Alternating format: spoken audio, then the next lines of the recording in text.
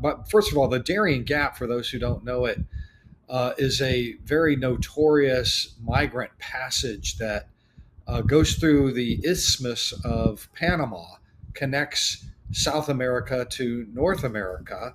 It's roadless, so the only way to get through it is on foot. And whereas it used to be that maybe 10,000 or less a year would go through there, last year we had 550,000 go through there. And the year before that, 350,000. And the year before that, 250,000. So it's a very major artery to our border crisis, feeding our mass migration crisis. What's unique and different now is that the Panamanians just voted into office a new president whose central policy promise was, I'm going to close the Darién Gap. This has enormous repercussions and consequences for the United States, obviously, our border, but also that's where the majority of the people on the FBI's terrorism watch list that we caught at our border came through, 380. Very historic numbers, and lots of people from all over the world, 170 different countries, whose criminal histories we have no way of checking. So there's a very strong public safety and national security interest here. And so I went down there to see how's it going with the closure down there. Had you been there before? Because I know that you authored the book Overrun, How Joe Biden Unleashed the Greatest Border Crisis in History, as in border crisis in U.S. history, I should say. So you've been concentrating on the border for quite a while. Has the Darién Gap changed in that time? Yes. I mean, it's not my first time to be to Darién province in Panama. But I was there, the last time I was there was in December of 2018, which was when it was normal. Less than 10,000 a year were coming through. Little did I know that within a couple of years, so many hundreds of thousands would be coming through the Darién. So I went down there and the Panamanians have just had it up to here. They're done. They just cannot take that many people coming through. It's expensive. It's trampling all over their native tribes up there, the Imbera, ruining the jungle and the rivers and everything else, and they're just done with it. So the issue here is that the Panamanians have asked for help with repatriation flights, which is the key to the kingdom there. That's how you shut it down, is you repatriate people, you expel the people that are coming through, and then pretty soon they don't want to come anymore. And they secured a U.S. Agreement to pay for it because, of course, why not? Why would we not? We have this golden opportunity to shut down a major national security threat and public safety threat to the country. And we agreed to do it, lo and behold. But 2 months later, we didn't give them anything. We welched. So now the Panamanians are out there all on their own. They've done all the prep work. They've done all this work. They've got all these preparations in place. And then we left them hanging. So when was that we agreed to help out and to repatriate the people who were trespassing? When did this happen? On July 1st, we signed an agreement. Alejandro Mayorkas attended the new president. His name is Raul Jose Molina, attended his inauguration. And before Mayorkas left, they signed a deal. We're going to help you with air repatriation. That was the deal. It never happened. The Panamanians did all this groundwork and prep work and built the foundations for it, and then there's no American money and no repatriation flights, nor will there be, because now we've found all these loopholes and things and reasons why we're not going to really do it. And why would they do it? Because for the last 2 years plus, the Biden administration has worked very hard to transform the Darién Gap into a roaring superhighway with 20 lanes to make it shorter, faster, safer.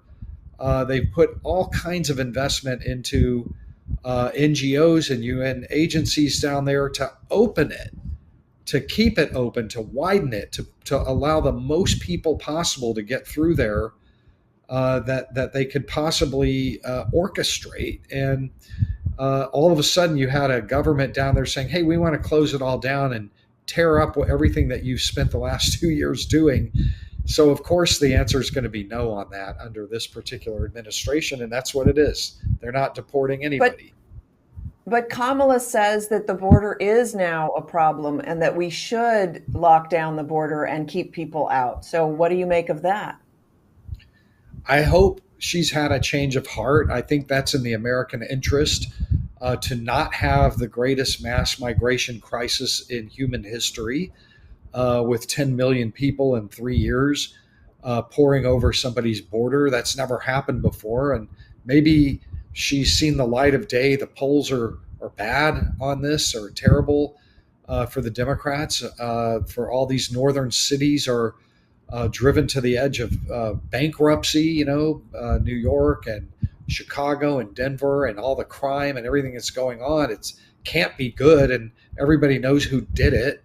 Maybe, but just a few years ago, Kamala Harris's immigration platform, when she was running for the primaries, the Democratic primaries, would put her in the most extreme possible radical open borders position that there ever has been. And that was like 3 or 4 years ago. It wasn't that long ago that she was taking those positions. So I'm skeptical that all of a sudden she's like gone Trumpian or something. She's gotten a dose of Trump. She's adopted all of his policies, but her values have not changed. She assures us her values have not changed. So I don't believe anything that she says now, because that doesn't make any sense to me whatsoever. I am a little bit challenged geographically, but it does seem that anybody coming from Venezuela would have to pass through the Darién Gap. And we've got some big problems with Venezuela prison gangs here in the United States, both in Colorado and Chicago, probably elsewhere. I don't know if it's been reported elsewhere yet, but probably elsewhere as well. What do you make of that?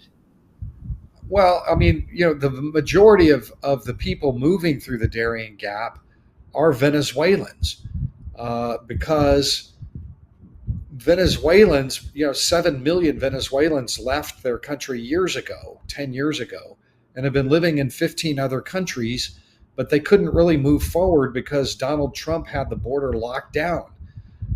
You couldn't get through under Trump. You'd end up stuck in Mexico or somewhere else, and so they stayed in place. And then all of a sudden on Inauguration Day 2021 for Biden, he opened the border to them. All Venezuelans got in. Everybody got in right away, immediately. You were in any city you wanted to. So most of them did pass through the Darién Gap. We did very little vetting. You can't check criminal databases with Venezuela on the people who claim Venezuelan nationality. Or even in their adopted host countries, they're not going to have a criminal database to check either, for the most part.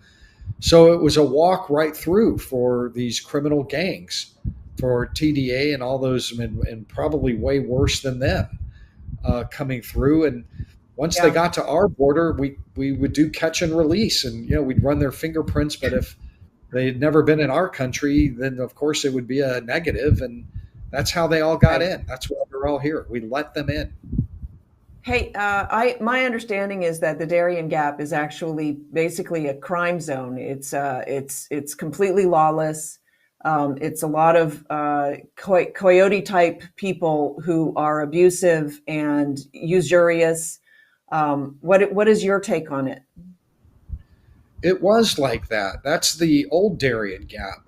That's the way it was before Mayorkas and Antony Blinken went down there over and over and over again to improve the trails, to put security on the trails, to make the prior Panamanian government, to pressure him into shortening the routes and making sea routes and river routes available so that people wouldn't be murdered and slaughtered as much, and more of them would want to come.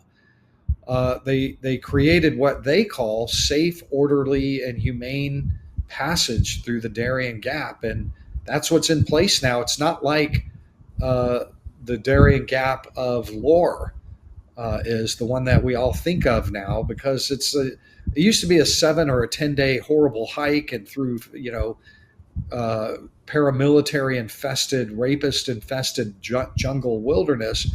But now it's like a 2 day camping trip, a couple days, and you're through. You're in. So that's what you meant when you said they turned it into more of a superhighway, like basically clean and Yes. orderly, come right in, pass right through, and then make your way up the coast or whatever to get to the United States. Yeah, all the ones that I met, all the immigrants I interviewed, I was a week on the Colombian side and I was a week on the Panamanian side, and I interviewed hundreds of immigrants. They were like, "How long were you out there?" And they were like, "About 2 days." Wow, it's crazy. All right. Well, I want to thank you so much for coming on the program. The name of the book is, whoopsie, Overrun. There it is, Overrun.